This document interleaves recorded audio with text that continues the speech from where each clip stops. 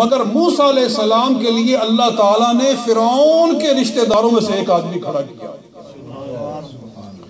اس نے کھڑے ہو کر موسیٰ علیہ السلام کی تصدیق کی کہ جب آپ نے اللہ کی توحید کا پرچم بلند کیا تو فرعون اور اس کی قوم کہہ رہی ہے کہ اس شخص کو موسیٰ کو قتل کرو. تو اللہ تعالیٰ ارشاد فرماتا ہے موسیٰ علیہ السلام کی قوم فرعون کی قوم میں سے مومن کھڑا ہوا, کہنے لگا اتقتلون رجلا ان یقول ربی اللہ, ارے موسیٰ کو اس لیے قتل کرتے ہو کہ وہ کہتا ہے میرا رب اللہ ہے, اور تمہارے پاس وہ واضح نشانیاں لے کر آیا ہے. اللہ کو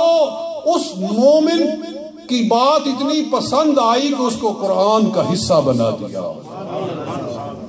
ایک اور مومن اللہ تعالیٰ اس کا ذکر فرماتا ہے سورہ یاسین کا دوسرا رکوع. اللہ فرماتا ہے اذ ارسلناہ الیہم اثنین, ہم نے اس شہر میں 2 پیغمبر بھیجے, شہر والوں نے انکار کیا, فعززنا بثالث, تو ہم نے تیسرا بھیجا. 3 پیغمبر وہاں گئے, اس قوم نے بھی کہا ان کو قتل کرو, پیغمبروں کو قتل کرو. تو ایک شخص کھڑا ہوا, ساری قوم نہیں ماننے والی, صرف ایک ماننے والا تھا پوری قوم میں سے, وہ کھڑا ہوا. اور اس نے کیا کہا وہ بھی قرآن بیان فرماتا ہے وَجَاءَ مِنْ أَقْصَى الْمَدِينَةِ رَجُلٌ يَسْعَى قَالَ يَا قَوْمِ اتَّبِعُوا الْمُرْسَلِينَ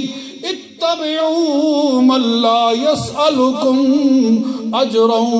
وَهُمْ مُهْتَدُونَ.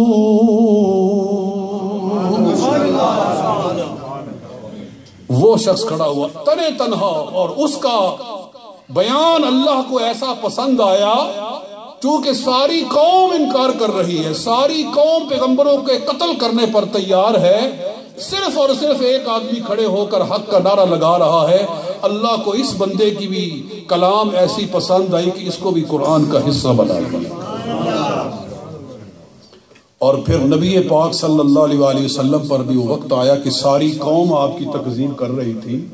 تنے تنہا ایک شخص کھڑے ہو کر حضور کا ساتھ دے رہا تھا. چنانچہ بخاری شریف کی حدیث, بخاری کتاب التفسیر,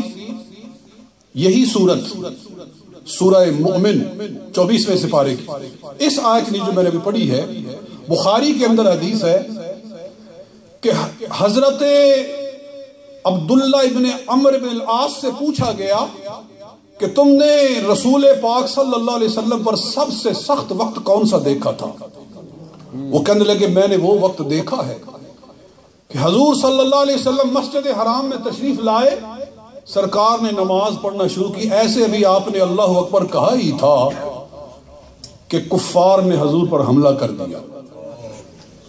نبی پاک صلی اللہ علیہ وسلم پر حملہ کر دیا, کوئی دائیں کھینچ رہا ہے کوئی بائیں کھینچ رہا ہے. فجاء الصریخ الی ابی بکر, ایک پکارنے والا ابو بکر کی طرف آیا اور کہا کہ اے ابو بکر تیرے ساتھی کو ایذا دی جا رہی ہے. حضرت صدیق اکبر بھاگتے ہوئے مسجد میں آئے اور ارشاد فرمایا, کسی کو دھکا دیا, کسی کو مکہ مارا, اپنے محبوب کو چھڑایا,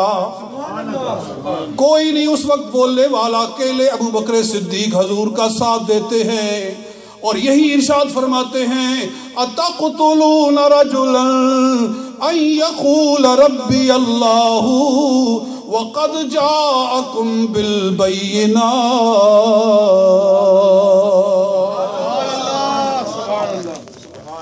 ابو بکر صدیق رضی اللہ تعالی حضور کا ساتھ دے رہے ہیں, چنانچہ رسول پاک صلی اللہ علیہ وسلم نے ارشاد فرمایا, یہ حدیث امام قرطبی نے نقل کی ہے کہ نبی پاک صلی اللہ علیہ وسلم نے ارشاد فرمایا الصدیق ثلاثۃ, 3 صدیق ہیں, 3 صدیق ہیں, یعنی صدیق تو ساری صحابہ ہیں مگر ان کی صداقت وہ ہے جن پر عرش والا بھی ناز کرتا ہے. فرمایا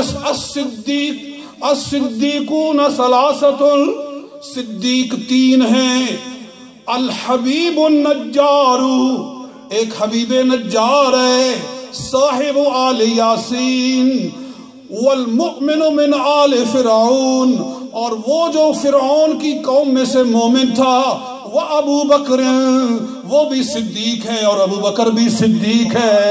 وَهُوَ أَفْضَلُهُمْ اور سرکار نے فرمایا یہ صدیق تینوں میں سے افضل صدیق ہے۔ یہ صدیق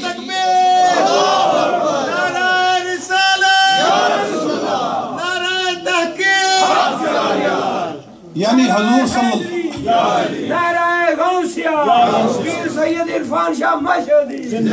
یعنی سرکار فرما رہے صدیق تو سارے ہیں، یہ صدیق اکبر ہے، یہ صدیق اکبر ہے، یہ خود رسول پاک صلی اللہ علیہ وسلم اس پر نص فرما رہے ہیں۔ اور کیوں نہ نص ہو، حضور صلی اللہ علیہ وسلم ارشاد فرماتے ہیں کہ میں نے وہ وقت دیکھا، یہ بھی بخاری میں حدیث ہے، بخاری شریف کے اندر کتاب الفضائل کے اندر حدیث ہے کہ ایک مرتبہ صدیق اکبر حضور کے پاس آئے تو حضور نے دور سے دیکھا تو ارشاد فرمایا آج تمہارے ساتھی کا چہرہ بدلا ہوا ہے، فرمایا تمہارے ساتھی کا چہرہ بدلا ہوا، یعنی ابو بکر صدیق آ رہے ہیں، ان کے چہرے پر پریشانی ہے۔ حاضر ہوئے، عرض کیا یا رسول اللہ صلی اللہ علیہ وسلم میں اس لیے پریشان ہوں کہ میری اور عمر کی آپس میں کوئی گفتگو ہوئی اور میں نے عمر کو کوئی سخت لفظ بول دیا، ان کو کچھ میں نے سخت کہہ دیا، ہاتھ لگ گیا